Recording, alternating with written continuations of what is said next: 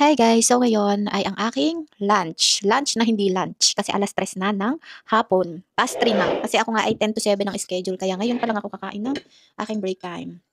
As usual, coffee lang ang ating. Coffee lang ang numimono. Wala akong ibang drinks kundi coffee. My favorite coffee. And rice with egg and tuna again. Itadakimasu! So far, hindi naman ako medyo napagod ngayon dahil marami akong kasama at sila yung nagpaligo sa mga lola dahil sobrang bigat ng mga bedridden paliguan. Hindi pa nila ako inaasahang magpaligo ng mga bedridden kasi medyo may kabigatan nga at ikaw lahat ang gagawa. Kaya ayun, pa-chill-chill lang ang lola mo. Charot.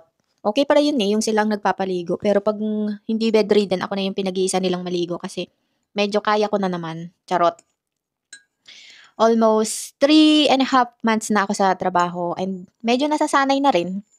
Medyo sanay na rin akong magkaigo ng mga matatanda. Ang hindi ko lang kaya pa is yung 'pag nag-iba-iba yung attitude nila lalo na 'pag gusto nilang lumabas-labas, hindi ko sila mapigilan. Kaya ayun, sila yung nagpapakalma ng mga matatanda.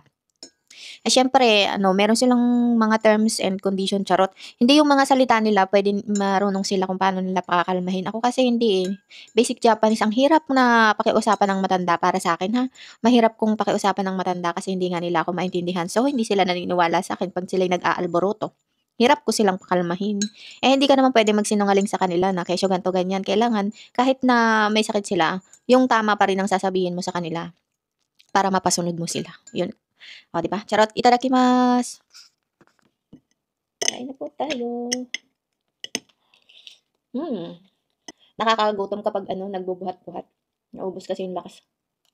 Unlike 'pag magpapakain ka lang, pakakainin mo lang sila. Nakaupo ka.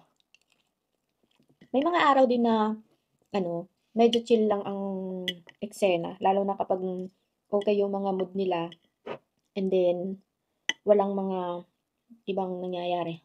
Minsan kasi may araw na hindi nagpapaligo, walang schedule ng paligo kaya hindi gano'n kabigat. Busy lang talaga kapag may araw ng paligo dahil ano, 'pag dalawang tao lang ang magka-shift, yung isa lahat siya ang magpapa-hisetsu o yung pagtotoy nila siya lahat, yung isa naman magpapaligo.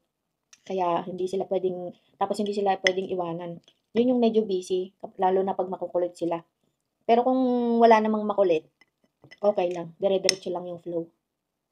Once kasi na tumayo sila sa upuan, kailangan mo silang lapitan dahil yung balance nila hindi okey, baka matumba.